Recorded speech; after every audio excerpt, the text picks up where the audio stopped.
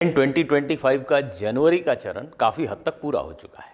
कुछ स्टूडेंट्स तो खुश हैं, पर अधिकांश तो उदासीन हैं, क्योंकि वो अपने आशा के अनुरूप प्रदर्शन नहीं कर पाए।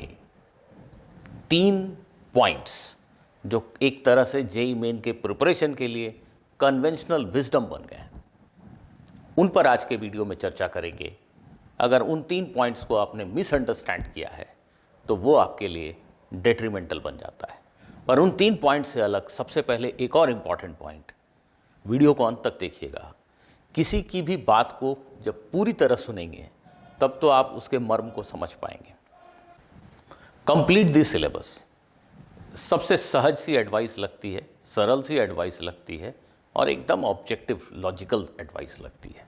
जेईई मेन करना है तो सिलेबस को पूरा करो, क्योंकि लगभग पूरे सिलेबस से क्वेश्चन आते हैं और किस हिस्से से, किस चैप्टर से सबसे आसान क्वेश्चन आएगा ये प्रिडिक्ट नहीं किया जा सकता। इसलिए अगर तुमने सिलेबस पूरा कर रखा है तो तुम सारे आसान क्वेश्चन को पकड़ लोगे। प्रैक्टिकल रियलिटी क्या है? प्रैक्टिकल रियलिटी इससे कोसों दूर है। बहुत सारे स्टूडेंट्स, खास करके ड्रॉपर स्टूडेंट्स, जिन्होंने अपनी प्रिपरेशन काफ़ी लेट शुरू की, 2024 जेईई के बाद जुलाई में, अगस्त में प्रिपरेशन शुरू की, वो जनवरी अटेम्प्ट के लिए होड़ में लग गए कि दिसंबर तक सिलेबस फिनिश करो। बिल्कुल, मैं अपने बच्चों को देख रहा हूं जिनको मैं ऑफलाइन पढ़ाता हूं, उनके साथ मैंने देखा कि 15 दिसंबर होते होते तो बच्चों ने क्लास ही आना बंद कर दिया। अगर उन्हें लग गया कि यहाँ सिलेबस थोड़ा पिछड़ रहा, हम खुद ही पढ़ लेंगे, सिलेबस पूरा करना जरूरी है, तो खुद ही पढ़ने लगे, सिलेबस पूरा कर लिया, सिलेबस पूरा कर लिया। ऐसे बच्चे जिन्होंने इतने कम समय में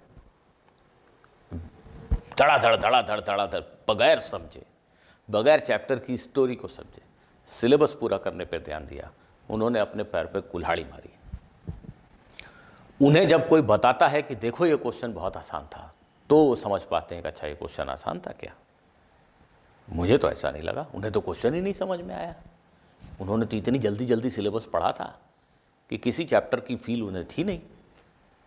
आसान से आसान क्वेश्चन भी उन्हें आसान नहीं दिखाई दिया। कठिन और आसान में फर्क करना उनके लिए संभव नहीं था। ऐसे सिलेबस कंप्लीट करने से क्या फ़ायदा? ये बात मैं इसलिए कह रहा हूं कि अभी जो अप्रैल अटेम्प्ट है उसमें भी आप यही गलती फिर से करने वाले हैं।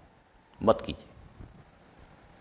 सिलेबस के उन हिस्सों को आइडेंटिफाई कीजिए जिसको आप आसानी से, अच्छे से, आसानी से मतलब अच्छे से समझ के, उसके बेसिक मर्म को, चैप्टर के मर्म को समझ के अप्रैल अटेम्प्ट के पहले पहले कर सकते हैं। किसी बच्चे के लिए वो 80% हो सकता है, किसी के लिए 70%, किसी के लिए 60%। वही कीजिए, क्योंकि जब तक आप किसी चैप्टर के इसेंस को समझेंगे नहीं, उस पर आने वाले क्वेश्चन को आप कर पाएँ, इसकी संभावना तो नहीं के बराबर है। चाहे दुनिया कुछ भी कहे कि क्वेश्चन पेपर आसान था, कठिन था, आपसे नहीं होने वाला। मैं डिस्करेज नहीं कर रहा हूँ, मैं प्रैक्टिकल एडवाइस दे रहा हूँ। अगर आप चैप्टर समझने पे, टॉपिक को समझने पे ध्यान दें और समझने के बाद अगले टॉपिक पे जाएं, उस तरीके से पढ़ते हुए जितना सिलेबस आप कर पा रहे हैं वो करें, वो इम्पॉर्टेंट है। न कि हर टॉपिक का नाम अपनी नोटबुक में लिख लेना और कहना कि सिलेबस ख़त्म हो गया। ये इससे कोई फ़ायदा नहीं होगा। दूसरी बेहद इंपॉर्टेंट एडवाइस जो सभी लोग बच्चों को देते हैं, कंप्लीट दी PYQs। सारे क्वेश्चन PYQs से आ रहे हैं, PYQ बेस्ड क्वेश्चन पेपर आ रहा है, सारे PYQ कर लो। फिर से ये उसी के लिए रेलिवेंट है जिसको चैप्टर समझ आता है, जिसको चैप्टर की फील है, जो समझता है कि इस चैप्टर में क्या पढ़ाया गया, किस फॉर्मूले का क्या अर्थ है। छोटे छोटे क्वेश्चन पे उसने उसे अप्लाई करके रखा हुआ है। उसके लिए PYQs करना एकदम रेलिवेंट है।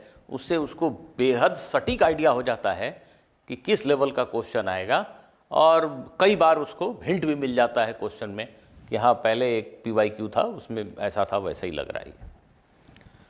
पर जिनको चैप्टर का इसेंस ही नहीं पता है, उनके लिए PYQ करते रहना सिर्फ इसलिए कि PYQ किया जाता है, फिर से डिट्रीमेंटल है। इससे ज़्यादा बेहतर अप्रोच होगी कि आप एक अच्छी बुक को लेके उसके बेसिक क्वेश्चंस को सॉल्व करें, भले ही सॉल्व एग्जाम्पल को करें। उससे आपको कंप्लीटनेस की फीलिंग आएगी। PYQ आपने 24 का, 23 का, 22 का, 21 का सारे PYQ लगा लिए, पर उससे किसी चैप्टर की कंप्लीटनेस की फीलिंग नहीं आई। जिस टॉपिक पे क्वेश्चन आया था उससे थोड़ा भी डिफरेंस होके अगर क्वेश्चन फिर से आ गया, आपसे नहीं बनता। जबकि आप चैप्टर की स्टोरी को अगर समझते हैं, उसमें जो बेसिक बातें हैं उसको आप समझते हैं, तो आप क्वेश्चन कर पाएंगे। फॉर एग्जाम्पल सर्कुलर मोशन में भाई बैंकिंग ऑफ रोड आपके सिलेबस में प्रेस्क्राइब्ड है, उसको ठीक से आप समझते हैं। कोनिकल पेंडुलम पे क्वेश्चन आते हैं, उसको आप ठीक से समझते हैं कि हमने ये इक्वेशन क्यों सेटअप किए, फॉर्मूले नहीं, इक्वेशन क्यों लिखे, इनको कैसे सॉल्व किया, कैसे आंसर आया। अगर आप इस बात को समझते हैं तो उस टॉपिक से रिलेटेड जिस तरह के क्वेश्चन जेईई मेन में आते हैं वो आप जरूर कर पाएंगे।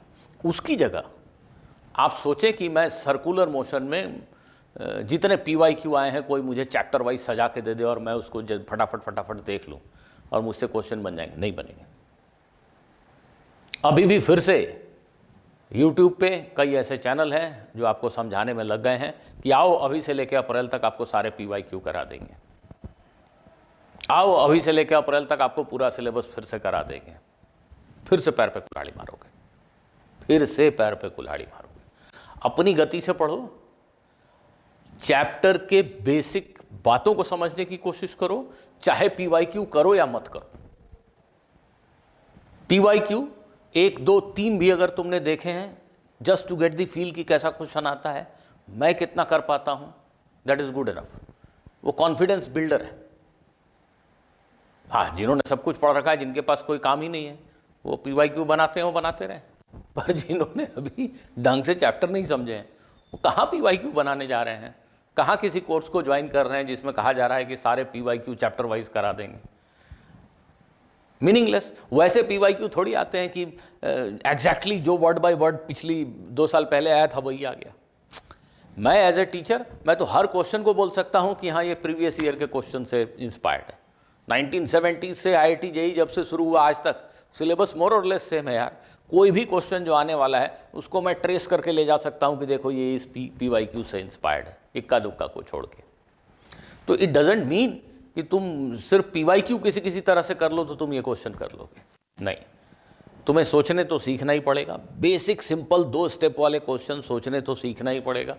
उसके लिए अच्छी किताब को पकड़ के सीक्वेंशियली कम से कम कुछ सॉल्व्ड एग्जाम्पल को करने पड़ेंगे, कुछ अनसॉल्व्ड एग्जाम्पल करने पड़ेंगे, और फिर आप नेचुरली अगले चैप्टर पे चलते चले जाएं। तो चैप्टर बाय चैप्टर मूव करें, रुके मत। लेकिन उस चैप्टर में बेसिक बात क्या था ये खुद को बोलें। क्या आप हर चैप्टर की स्टोरी लिख सकते हो? ऐसे सोचो कि जो करंट इलेक्ट्रिसिटी चैप्टर है, चलो बोलो करंट, अभी वीडियो पॉज कर दो, करंट इलेक्ट्रिसिटी चैप्टर में क्या क्या होता है जरा बोलो। ऐसे नहीं बोलना है, ऐसे बोलना है कि करंट हम ऐसे डिफाइन करते हैं, ऐसे मन में बोलो। करंट डेंसिटी हम ऐसे डिफाइन करते हैं, ड्रिफ्ट स्पीड ये चीज़ होती है, ड्रिफ्ट स्पीड मोर और लेस इस कॉन्सेप्ट को यूज़ करके हम फार्मूला डिराइव कर सकते हैं, फार्मूला ये होता है। ऐसे बात करो तो जरा अपने आप से। क्या पूरे चैप्टर को तुम बोल पाते हो ऐसे? अगर बोल पाते हो तो स्कोर क्यों नहीं आएगा?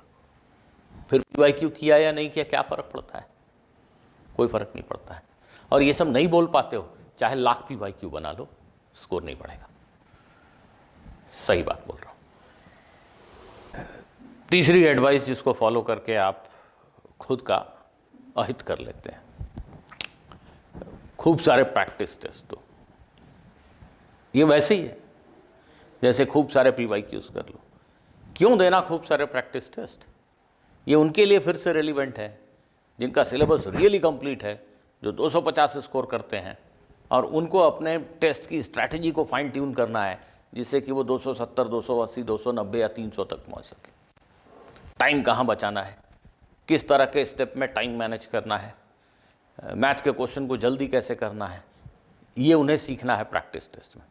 जो बच्चे 120, 130, 150 स्कोर कर रहे हैं, अरे टाइम मैनेजमेंट उनके लिए कहाँ इंपॉर्टेंट है यार?